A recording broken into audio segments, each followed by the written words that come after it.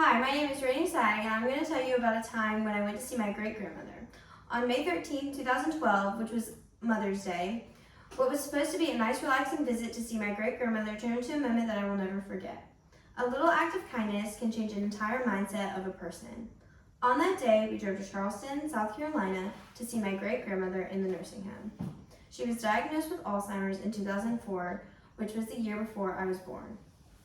Alzheimer's is a disease that affects the brain and doesn't allow a person to remember who they are, where they are, or who is around them. In later stages, it also affects their ability to remember how to swallow or even breathe, which can make this disease very deadly.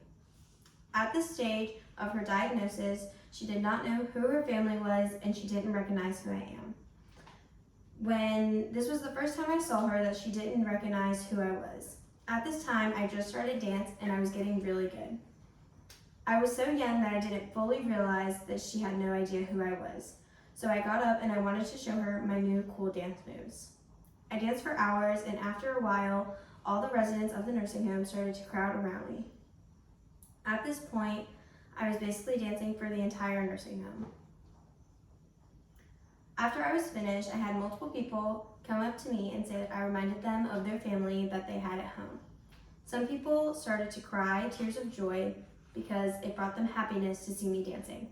Other people would come and touch my skin and tell me how beautiful, soft, and young my skin was. Once I made it back to my great-grandmother, she said my name. She remembered who I was, and I gave her a big hug. Just by entertaining a group of elderly people that live in a long-term care facility, I was able to make these people feel like they have a family here with them. When you are able to make a person's day so much better just by entertaining them, you should. This was the moment when I realized that you need to treat people how you want to be treated, no matter how old they are or what their background is, because you never know what a person is going through. Thank you so much for listening.